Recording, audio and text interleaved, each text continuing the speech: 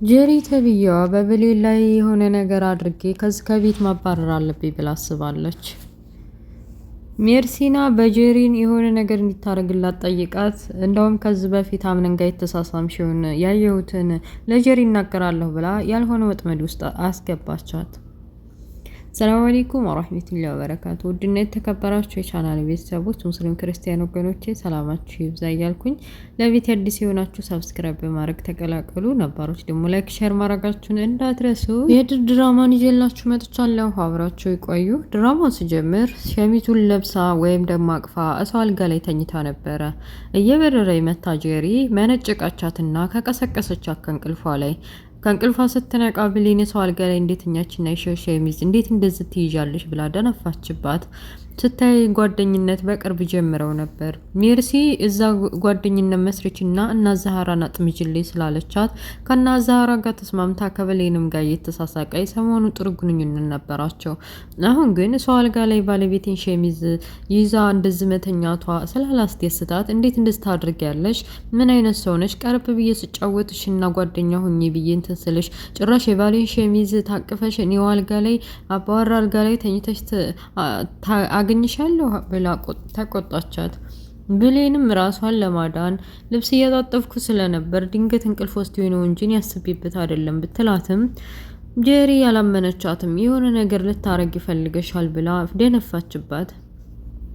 በመጨረሻም አይነጋ የለም ቤቱ ሰብሰብ ብሎ ምግብ እየበሉ እያለ ቁርስ እየበሉ የአምነን አያት እንደዚህ በመሰብሰባቸው ደስ ብሎኛል እያሉ ደስታቸውን እየገለጹ ነበር። አምነንም ቢሆን አያቱ ስለተደሰተች ደስ ብሎኛል፣ እኔ ሁሌም ያንቺ ደስታ ነው የሚያስደስተኝ፣ አንቺ በህይወት ስታለሽ አንቺ የሚያስደስትሽን ነገር እሰራለሁኝ እያለ አይዞሽ አብሽር እያለ ቆይቷል። ጄሪ ተብዬዋ ግን እዚህ ቤት የዚህ ሁላ ሴት ከዚህ በኋላ አምነና ሚስት አግብቷል፣ እኔን ብቻ ነው ሚስቱ ከእንግዲህ በኋላ ግን ይቺ ሲፈንና ብሌን እዚህ ቤት ምን ያደርጋሉ? እዚህ ቤት ተሰብስበን 3-4 ሴት ተቀምጠን የነበረው እኮ ከበፊቱም ጀምሮ ለሚስት መረጣነት ነበር። አሁን ተመርጫለሁ እኔ እዚህ ቤት ሰው አያስፈልግም እያለች እያውጠነጠነች ከዚህ ከቤት ለምን እንደማያባረራቸው አምነን ነገረችው። አምነንም ቢሆን በክፉና በደስታችን ጊዜ ከጎናችን ናቸው። አሁን ቤቱ ተቃጥሎ እንደዛ ልብሳቸው አውቃቸው እንዳለ ተቃጥሎ ምንም ሳይፈጥሩ ያለምንም ምክንያት እንዴት ነው የማባረራቸው? ይቀመጡና አያቴም ብትሆን ጧት አልሰማሽም እንዴ? ቁርስ ስንበላ ዙሪያውን ከበን ስንበላ እንዴት ደስ እንዳለኝ ሰው ጋር እንደዚህ ተሰብስቦ ሲበላ ደስ ነው ሲል አልሰማሽም እንዴ? ደግሞ ምን ምክንያት አለ ብዬ ነው እማባረራቸው አላት። እሷም ቢሆን እና ምክንያት ካገኘ ታባረራቸዋለሁ ማለት ነው እያለች በውስጧ ለብሌንና ለሲፈን የሆነ ወጥመድ ያዘጋጅታለች። በተለይ ደግሞ በብሌን ላይ ለመበቀል አስባለች። አልጋ ላይ ተኝታ የባሌን ሸሚዝ አቅፋ እንደዛ ስታገኛ ስለተቃጠለች ልበቀላት ብላ አስባ በውድ ዋጋ ካምነን ጋር ሆና የገዛችውን ልብስ ማንም ሳያያት ከብሌን ሻንጣ ከተተችው። ሁሉንም እንግዲህ ሲተኙላት ቀስቅሳ ምንድነው እንደዚህ የሚያደርግሽ? ዶላቡን ልብስ እየዘከዘክሽ እንደዚህ የምታበረቋቁሸው ለምንድነው ብሎ አምነን ጠየቃት።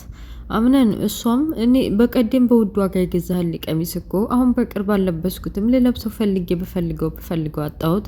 ምናልባት ልብስ ስታጣጥፍ ብሌን ተብዬዋ ከሲፈን ልብስ ጋር ወይም ደግሞ ከራሷ ልብስ ጋር ቀላቅለው እንደሆነ መፈተሽ አለብኝ ብላ እየክላሱ እየዞረ ስትፈትሽ አምነን ከኋላዋ ነበር።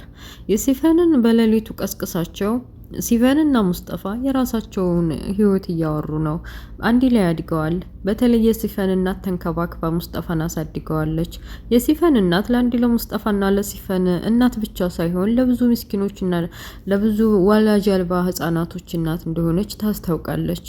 ሲፈን ለተወሰነ ደቂቃም ዘውራለችና ስለ ልጅነቷ ሙስጠፋ ሲያስታውሳት በፊት እኮ በጣም ቆንጆ ነሽ፣ በቃ አንቺ እናት እኮ ስብስብ አድርጋ ስታሳድገን ባትወልደኝም እኮ ለኔም እናቴ ነበረች እያለ ቁስሏን ቀሰቀሰባት።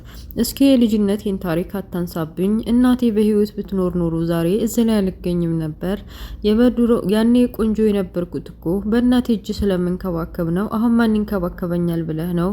እናቴ የሞተች አይመስለኝም። ሁሌም በዓል ሲመጣ የሆነ ሰው ተሰብስቦ ሲበላ ሲጠጣ በር በተቆረቆረ ቁጥር ትመጣለች ብዬ እያልኩ ተስፋ ማድረጌና በተስፋ መጠበቄ እስካሁን አለሁኝ እያለች የውስጧን ሀዘን ገለጸችለት። እሱም ቢሆን እንደዛ ታማ ስለነበር እኛ ስላልደረስንላት እንደዛ ጎድተዋት ስለነበረ እኛ ባንደርስላትም እኮ መሞቱ አይቀርም ነበር እያለ እንዲተጽናናና ወደፊት ህይወቷን ቀና አድርጋ ሰላም አግኝታ እንድትኖር ቢገፋፋትም ልጅ ቢኮ እናት ከሌለች ሁሉም ነገር ምንም አይረባም። እናት ካላጊጥ አይደል እንደሚባለው። በተለይ ሴት ልጅ እናቷ ከሌለች ከባድ ነው የሚሆንባት። እና ደግሞ የኔ እናት አሟሟት እያለች ስትሞት ባታያት ኖሮ አሁን ላይ ያለሽበት ሀዘንና አሁን ላይ ያለሽበት አስተሳሰብ አይኖርም ነበር። እና በቃ አንቺ ሰው ነሽ፣ ተሳሳቻለሽ። ነገሮችን አስተካክለሽ በትክክለኛው መንገድ ለምን ህይወትሽን አትቀጥይም? የአምነንን መበቀል ብዙ ከቀጠልሽ እኮ አንድ ቀን ትጋለጭና ህይወትሽን በሙሉ እስር ቤት ታሳልፊያለሽ አላት። አይ ችግር የለውም፣ የእናቴን በቀል ከተበቀልኩ ከዚህ በኋላ በሞትም አይቆጨኝም። እናቴ ከሌለች የኔ መኖር ምንም ትርጉም የለውም እያለች የወዷን አዋራችውና እንቅልፋቸውን ተኙ። ሁላቸውም ጸጥ ረጭ ብለው በተኙበት እናት ዛሃራን ከሜርሲ ጋር ነገር ለማዳመጥ ፈልጋ ብሌንን ጠርታ ከዚህ በፊት ሲፈን እንትና ማነው አምነን ጋር ስትሳሳሚ ያለውን የዚህ ቤት ስታረጊ የነበረውን በሙሉ በደንብ አይቻለሁ። ቆይ ባለ ትዳር መኖሩን እያወቅሽ አንቺ ለምን እንደዚህ ታደርጊያለሽ ብላ ፋጠጠቻት። ብሌንም ያው እንግዲህ እኔ አይደለሁም እሱ ራሱ ነው እንደዛ ያደረገው፣ እኔ ፈልጌና ፈቅጄ ያደረኩት ነገር የለም እያለች ልትከላከል ብትሞክርም ሜርሲ ተብዬዋ በቃ የሆነ ከእናት ዛሃራና ከሞርዚና ጋር ሲፈን ጋር ብቻ ከቤቱ ሰው ጋር የምሰማውን እያንዳንዱ ነገር መተሽ እንድትነግረኝ፣ አለበለዚያ የተፈጠረውን ነገር በሙሉ ያየሁትን ነገር ለጀሪ እነግርልሻለሁ ብላ ስታስጨንቃት እኔ እንደ አይነት ነገር ማቀበል አይሆንልኝም ብላ ጥላት ልትሄድ ስትል ግን ደግሞ ተስማማች አለውል በግዷ። ምክንያቱም ስለ ጀሪ ብትነግራት ከባድ ነው የሚሆነው። እና ደግሞ ጀሪ ተብዬዋ የጠነሰሰችው ጥንስስ ተዛግቶላት አይመሽ የለም ሁሉም በተኛበት ልብሴን ልፈልግ ብላ ሙስጠፋና ሲፋን በተኙበት ክላሳቸው ገብታ ስትፈትሽ የለም። በመጨረሻ ብሌን ክላስ ገብታ ስትፈትሽ የብሌን ክላስ ቀሚሷን አገኘችው። እንግዲህ ያው አምነንም ስላለ እንዴት እንደዚህ ታደርጊያለሽ? ሌባ እንዴት ልብሴን ተወስጅብኛለሽ? እያለች በሁሉም ፊት አዋረደቻት። ብሌንም እንግዲህ እኔ ያላደረኩትም አልፈጸምኩትም እያለ ለራሷ ብትከላከልም ማንም ያመናት የለም። በመጨረሻም ልብሷን ይዛ ወጣች። ከዛ ሲቀጥል እንግዲህ እንዴት እንደዚህ ታደርጋለች ብሎ አምነን ብሌንን እየተጠራጠረ እስከዛሬ ማቃት ብሌን እንደዛ አይደለችም እያለ ሳሎን ቁጭ ብሎ መጣችና ይቅርታ ጠይቀችው። ይቅርታ አያስፈልግም፣ እንዴት እንደዚህ ታደርጊያለሽ? ምን አይነት ሰው ነሽ አንቺ? ስንት አይነት ፊት ነው ያለሽ? እያለት ይበሳጭባት ይቅርታ ብላ ጥላው ሄደች።